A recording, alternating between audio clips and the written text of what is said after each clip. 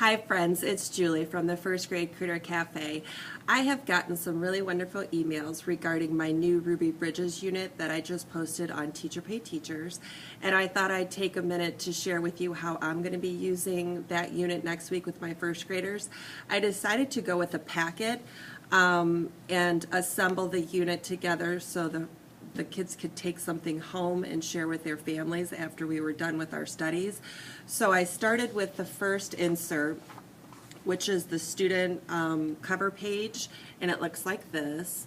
They'll go ahead and put their name on the front, and then the first page, the first two pages I ran front to back, and it's the second text option in the packet.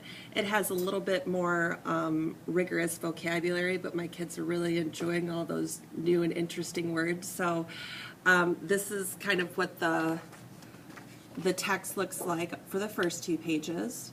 And then the third page is the last page of the text. And then I went ahead right away and put in the glossary pages because on usually the first or second day of our close reading, we do talk a lot about the vocabulary and the text structure. So I thought this would be a good time to review the purpose of a glossary.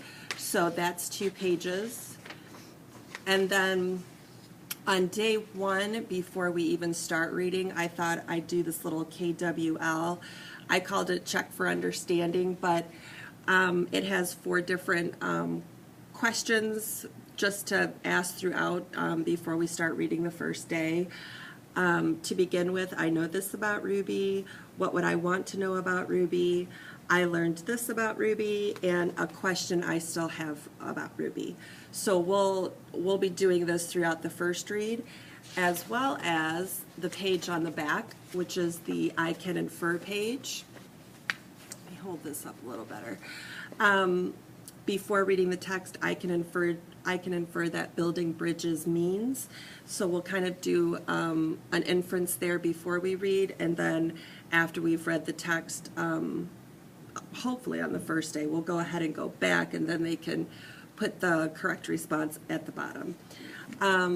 On the second or third day of our read aloud, we'll go ahead and add our interesting vocabulary words. They usually get to pick their favorite 4 and draw a little picture in the little picture frames, and then copy the word.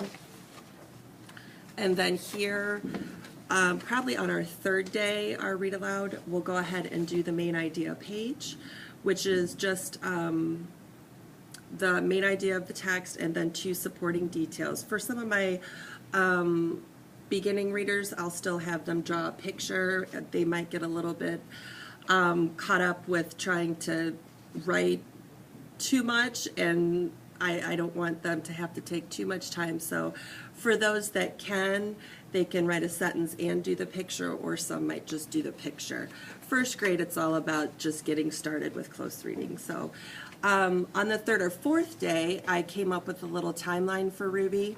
It's a cut and paste, so I have the actual cutout page on a separate sheet that I'll pass out that day.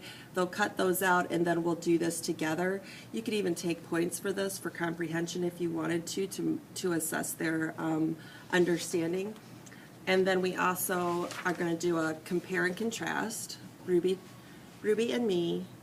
And then the last page, which is front to back, is our text-dependent questions. Some of the questions that we'll go back and dig for: how did Ruby Bridges change history? How would you describe Ruby? The act of keeping something or someone separated from others is called. And on the back side, there's 3 more questions. It says, do you think students today should have an escort to school? Explain your answer. Number 5, do you think Ruby is a hero? Explain your answer. And number 6, how will you take what you learned from Ruby's story and apply it to your life? So I'm very excited to see what the kids come up with for their answers, because it's a very heartfelt week with Ruby. It's close to my heart. She's a personal hero of mine. I grew up learning about Ruby and her story, and it's very touching, so I'm excited to share the unit with my kids. So I hope this answered any questions that you had on how I put the packet together. Please keep those emails coming. Have a great week, and I'll talk to you soon. Bye.